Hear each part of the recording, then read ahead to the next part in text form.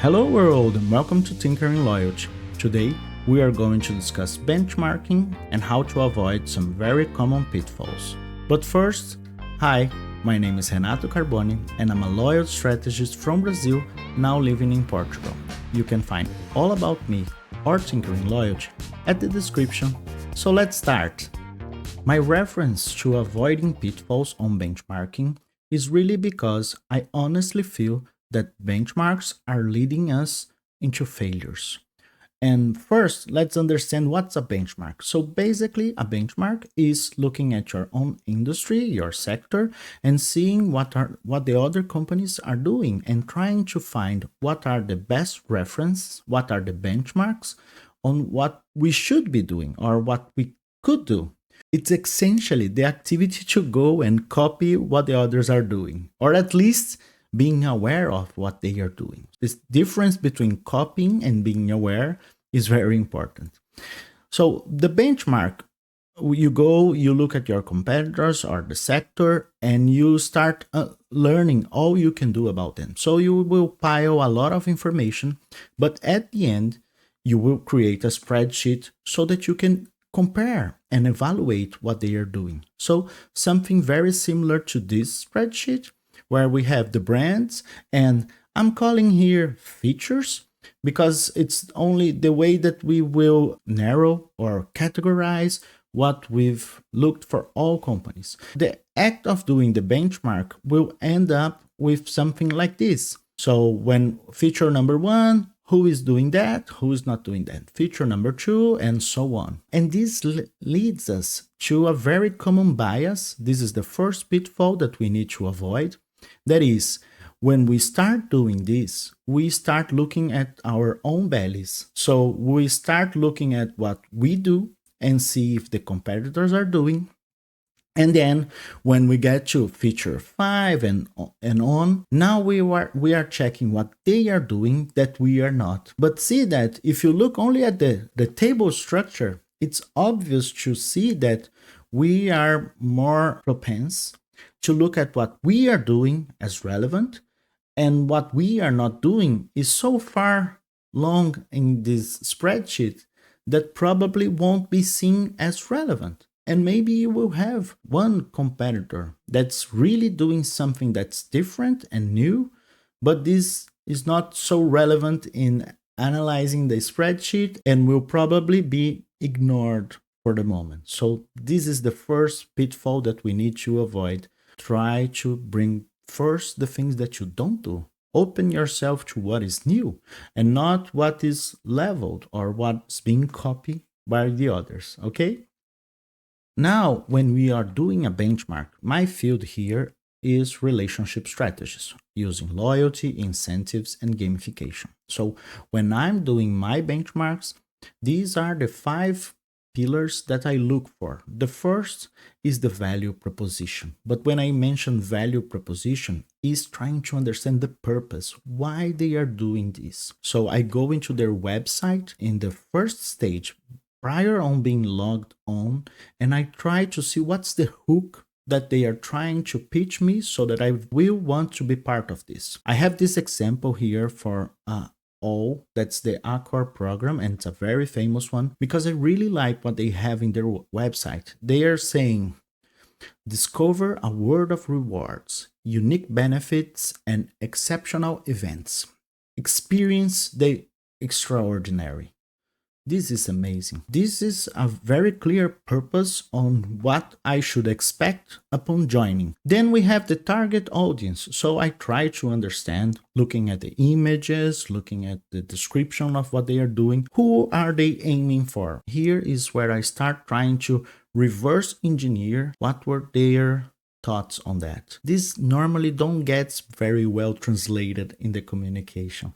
And that's why I have the third pillar here, that is the eligibility criteria. So yes, this is the only place where I go and avid look for terms and conditions. So in the terms and conditions, they always leave a lot of hints on what were they aiming. There is where I can see if they are trying to avoid like professionals being part of this. They are trying only to talk to families. In the terms and conditions, there are a lot of hints of what were the original personas. And when I'm benchmarking, I really try to find that. Then I go for the main engine. The brands try to create a lot of triggers, a lot of strategies, because not all members will be interested in the same things. So yes, as a brand, we need to try to create different triggers to connect to all our audience. But I always try to find what is the main engine, what's the main thing that they expect the users to do, the main behavior that they want to change, what are the triggers they are using to measure it. And the final one is the second value proposition, the effort versus return. So I try to understand in this relationship strategy, what are the goals, what are the benefits? And looking at the benefits, what's the least relevant thing? I need something that's relevant, but the easiest thing to obtain. And I value that for money. And I share this in a lot of videos. This is a 30-1, a 60-1. So I would have to do this, normally purchase 60 times to get one for free, or 30 times, or 6 times. This is where I try to evaluate, to compare different relationship strategies. These are my key pillars of assessment, and normally you will assess everything that could be assessed. Do you have WhatsApp to talk on the website? What other features you have? Can you exchange for physical rewards, for digital rewards? What's the time to deliver on those rewards? This is something that I'm always looking for, because us as consumers, we tend now to want to receive things in 1 day, 2 business days, and most loyalty programs are not up to date with that. So yes, benchmarking is very important, but it will take us in the copy our competitors' race. And most of the time when we are copying, we are not necessarily sure why they believe that is relevant. Besides their success, why that could be relevant to us as well, except matching what they are doing. So that's why when we are discussing benchmarking, the first thing that I need to share with you is benchmark is a source of inspiration. Knowing what the others are doing is important for your repertoire, but not for you to start that copy race. And the most important thing is, when we are benchmarking our competitors, it's important to know what they are doing. But what we want to know, and the real benchmarks that we should be doing, are the ones that connect with our audience, the people that we are trying to connect with our relationship strategies. They don't only connect with us and with our industry. They connect with a lot of brands all the time. So what we should be doing with benchmarks, yes, understand what the competitors are doing, great. Now let's try to do a benchmark in what our target audience interacts with. What are the brands that he or she are part of on their relationship strategies? How can we fit in that ecosystem? So if you are not an airline, if you are not a gas company, if you are not a hospitality company, all the people that connect with you are connected with those 3 sectors. Where will we fit in that user's journey?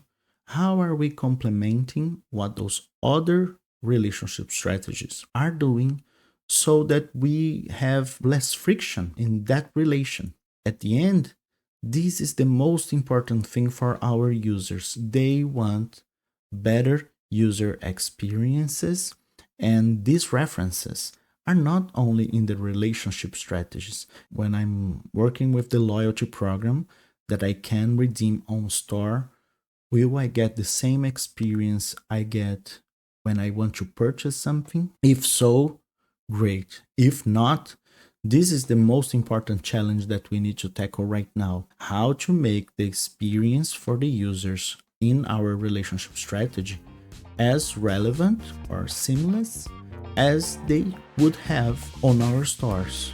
Okay, so that's all for today, and I hope these references will help you in your future benchmarking, but primarily in not only benchmarking your competitors. Benchmark what is relevant to your audience and what is complementary to that. Ok? Obrigado!